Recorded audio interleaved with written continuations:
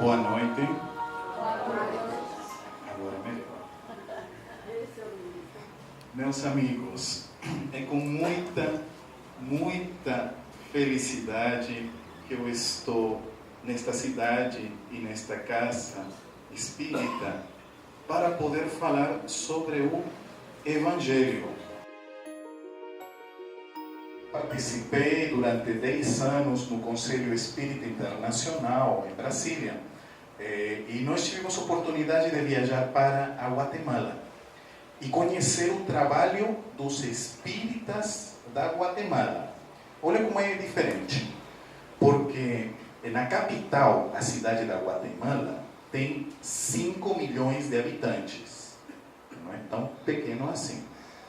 Mas na capital tem apenas 4 centros espíritas. No interior tem uns 60, 70. Então como que eles fazem? Cada 3 meses eles se reúnem, alugam um ônibus, sim? E aí juntam material, bolsas, alimento, todo mundo sobe no ônibus. Então a gente começa a fazer uma viagem e sobe pelas montanhas. Viagem comigo, tá? A gente está subindo pelas montanhas, aí e tal. Chega um momento, são 6 horas de subida, que termina a estrada, todos descemos e subimos numas vans, é isso? São umas vans, né? A gente sobe nas vans e aí continua subindo mais 6 horas subindo no meio da montanha e tal.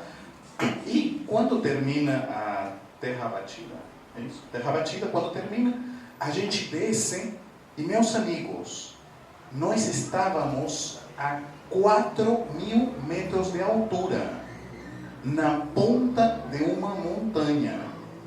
A gente caminhou um pouquinho, quando chegamos, olhamos que na ponta mesmo da montanha tinha um centro espírita. E eu falei assim, nossa, esse deve ser o centro espírita mais alto do mundo. Aqui os espíritos não descem, já está no nível, né? Que coisa, né? Porque é alto.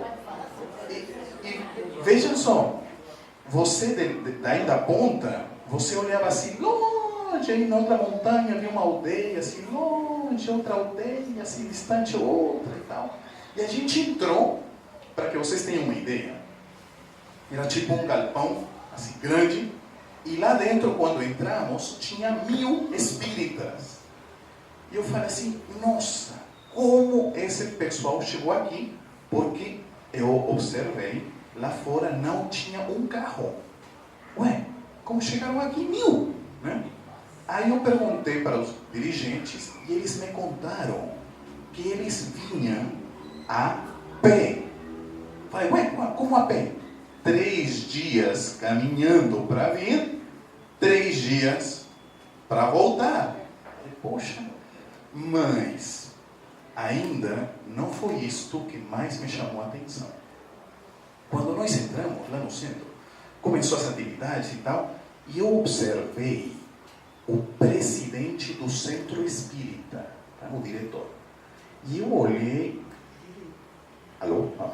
E ele não tinha sapatos. A situação lá é bem difícil. E não tinha sapato, tinha um par de sandálias. Velhinha sandália, à direita e à esquerda era o perispírito da sandália. De tão velhinha que estava. Aí o diretor pegou o livro dos espíritos deste jeito. Não sei se está dando para ver lá atrás. Assim, pegou a folha.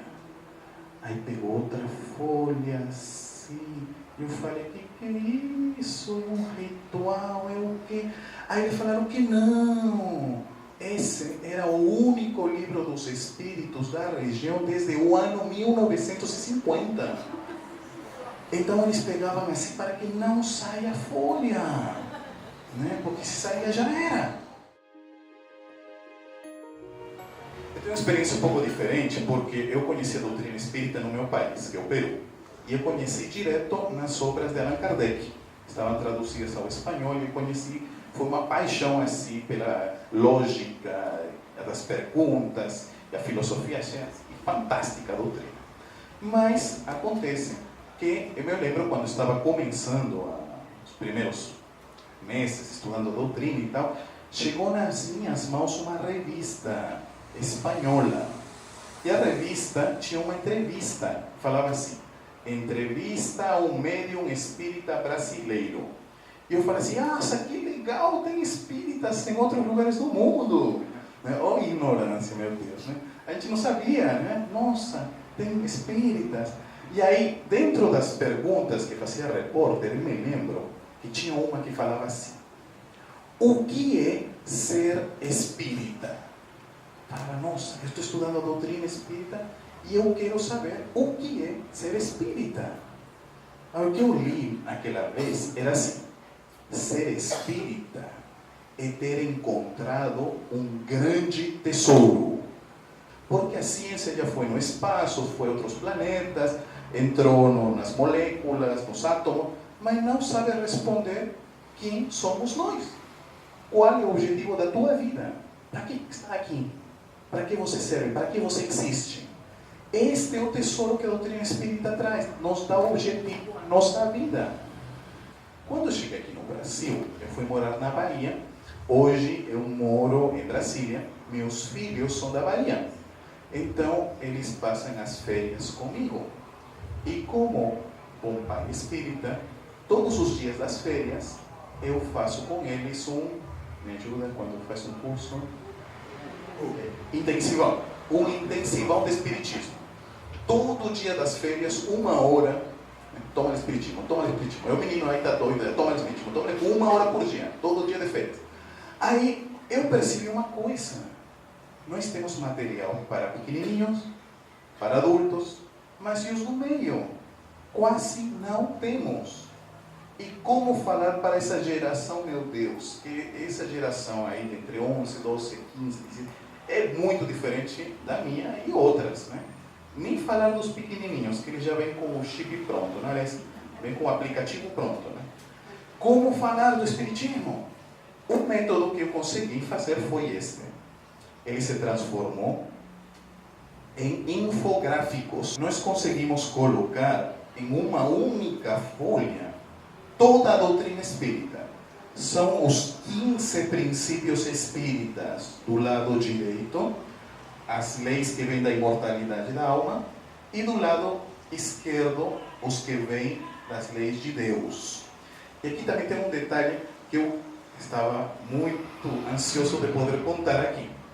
Quando este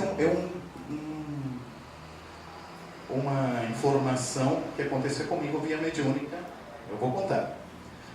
Quando eu terminei de fazer as ilustrações, né, eu tive uma visualização, observei numa folha em branco esse desenho. Está aí, eu vi numa folha em branco.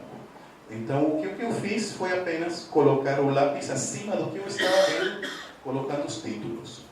Aí tem um amigo que me mandou um e-mail e me falou assim, Luiz, sabe que coisa? Tem uma psicografia do Chico Xavier, onde Emmanuel tinha passado os 15 princípios espíritas. Eu não sabia disso. Ele falou, vou te mandar. Isso, tirou cópia ou escaneou, me mandou, e eram exatamente os mesmos. Então, olha que interessante. Os textos daqui são os textos da codificação, mas que Emmanuel tinha separado. E o que a gente fez apenas foi a ilustração. Mas interessante que coincidem. E temos como base o Evangelho de Jesus. E aqui o ponto capital, porque eu falava com meus filhos, se a doutrina é um tesouro tão grande e eu quero compartilhar com vocês, vocês estão na evangelização há anos, não é isso? Meu filho, meu pai. Então, eu faço testes para vocês. Perguntem a meus filhos, o que é evangelho? Porque vocês estão anos na evangelização, tem que saber o que é evangelho. Aí o mais velho me falou assim, olha que coisa, né? Os meninos de hoje são... O mais velho falou, meu pai, evangelho é a boa nova. E o que é a boa nova? A boa nova é o que falou Jesus. E o que falou Jesus é do amor. E o que falou do amor é o que está escrito no Evangelho. Aí o espertinho me deu uma volta, né? Eu falei, não, Vamos fazer assim um rapidinho para poder entender o Evangelho. Vamos tentar aqui. Bom, para poder começar, a gente elaborou esta ilustração. A fonte é o livro A Caminho da Luz, o Espírito Emmanuel, a psicografia do Chico Xavier. E o que a gente fez aqui apenas é ilustrar alguns dos conceitos, né? É interessante porque Emmanuel coloca no capítulo 1, e esse é um destaque, ele diz que no mundo espiritual, ele pegou as informações da chamada ciência de todos os tempos. O que diz Emmanuel? Emmanuel trouxe informação, lógico, foi escrito, psicografado e virou o livro, e aqui a gente desenhou. Emmanuel disse, vocês estão vendo todos aqui? Esse é o Sol, esses são os planetas, sim? A Terra. E esses pontinhos branquinhos são as equipes de espíritos puros. Então Emmanuel disse que quando o sistema solar estava por ser construído, apenas tínhamos o Sol, houve uma primeira grande reunião de uma comunidade de espíritos puros que se reuniu para que da nebulosa do Sol sejam criados os planetas. E Emmanuel conta que um desses espíritos puros era Jesus. Quer dizer que o planeta que estamos pisando agora, antes de ser criado, já existia o Espírito Jesus. As palavras do Emmanuel. Mas o Emmanuel continua. Uma vez a Terra formada, solidificou-se, a vida chegou, surgiram os dinossauros e tal. Houve uma segunda reunião dos espíritos puros, onde se definiu a vinda do seu espírito construtor ao planeta. Isto somente vai acontecer quando na Terra tenha um grupo de humanos com a mínima capacidade mental e no sentimento, no coração, de poder entender que há um mundo superior.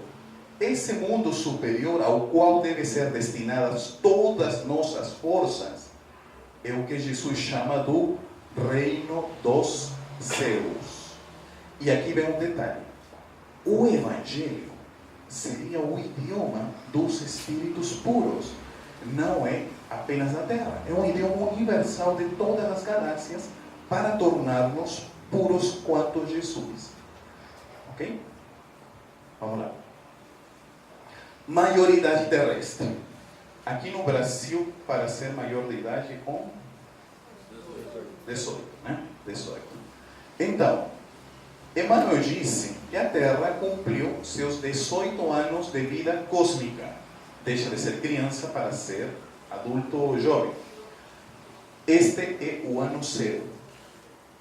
Este é o século VI e aqui 6 a.C.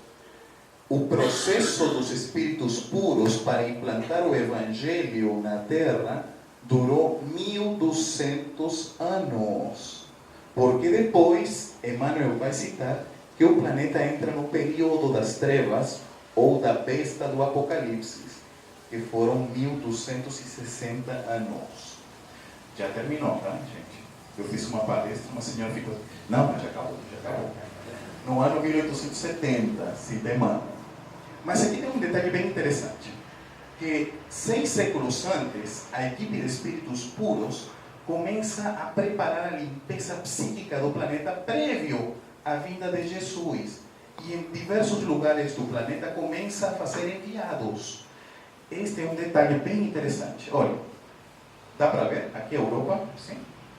Ok? E aqui é a Ásia, ok? Emmanuel disse que da equipe dos espíritos puros, para o Ocidente enviou diversos mensageiros, mas talvez o mais luminoso que pisou a Terra, depois de Jesus em Ocidente, é Sócrates.